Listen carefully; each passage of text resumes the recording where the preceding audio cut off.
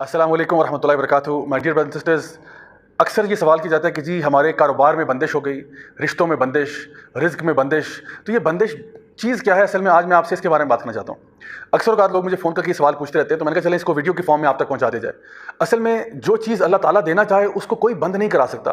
تو یہ کہنا کہ کوئی چیز بندش ہو گئی، یہ بات ہی ایکچولی غلط ہے. اللہ تعالیٰ رازق ہے، جس کو رزق دینا چاہے دے دیتا ہے. رشتوں میں بھی بندش کی کوئی ایسا مسئلہ نہیں، جب اللہ تعالیٰ کی مرضی ہوگی تو ہو جائے گا. ہاں ایک چیز ہے جو کہ ہمارے خیر کے معاملات ہماری طرف آنے میں رکاوٹ بنتی ہے، اور وہ ہے ہمارے اپنے گناہ. اللہ سبحانہ وتعالیٰ فرماتے ہیں قرآن مجید میں، وما اصابکم من مصیبت فبما کسبت ایدیکم ویعفو عن کثیر، کہ جو بھی مصیبت تم پہ آتی ہے وہ تمہارے اپنے اعمال کی وجہ سے ہوتی ہے، اور اللہ سبحانہ وتعالیٰ بہت معاف کرنے والا ہے. تو اکثر اوقات یہ ہوتا ہے کہ کوئی غلطیاں، کوئی کوتاہیاں، کوئی گناہ ایسے ہم کر رہے ہوتے ہیں، شاید غلطی سے، شاید جان بوجھ کے، شاید کچھ چھوٹے، شاید بڑے، جن کی وجہ سے ہماری لائف میں کچھ ڈیفیکلٹیز ہماری طرف آ رہی ہوتی ہیں. تو اس کا حل یہ ہے کہ انسان استغفار کرے اور کثرت سے استغفار کرے. اور استغفار کا مطلب صرف توبہ کرنا نہیں، بلکہ ایکچولی گناہوں کو چھوڑنا ہے. حسن البصری رحمہ اللہ کے پاس 4 مختلف لوگ آئے، 4 مختلف مسئلے لے کر.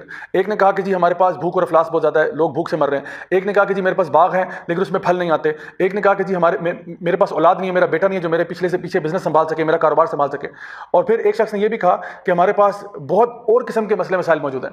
تو اب دیکھیں کہ حسن البصری نے چاروں کے مسائل کو سن کر جواب ایک ہی دیا. آپ نے سب کو کہا استغفار کرو، استغفار کرو، استغفار کرو. اور پھر آپ نے اس کی دلیل یہ دی کہ میں اپنی طرف سے کچھ نہیں کہہ رہا، میں تو وہ کہہ رہا ہوں جو اللہ سبحانہ تعالیٰ نے اپنی کتاب میں ارشاد فرمایا، فَقُلْتُ اسْتَغْفِرُوا رَبَّكُمْ إِنَّهُ كَانَ غَفَّارًا يُرْسِلِ السَّمَاءَ عَلَيْكُمْ مِدْرَارًا وَيُمْدِدْكُمْ بِأَمْوَالٍ وَبَنِينَ وَيَجْعَلْ لَكُمْ جَنَّاتٍ وَيَجْعَلْ لَكُمْ أَنْهَارًا. نوح علیہ السلام کے بارے میں ذکر کیا گیا قرآن مجید میں کہ انہوں نے اپنی قوم سے کہا کہ تم اللہ سے معافی مانگ لو، اللہ معاف بھی کرے گا، اللہ آسمان سے رحمت کی بارش بھی برسائے گا، اللہ تمہارے مال میں اضافہ کرے گا، تمہاری اولاد میں اضافہ کرے گا، تمہارے باغات تمہیں دے گا، اور تمہارے بیچ میں نہریں جاری کر دے گا. یعنی کہ تمہاری لائف میں خوشحالی آ جائے گی. تو آئیے اس رمضان یہ فیصلہ کریں کہ جو بھی غلطیاں کوتاہیاں ہم سے ہو رہی ہیں ان سے سچی اور سچی توبہ کریں اور دوبارہ ان کی طرف نہ جائیں.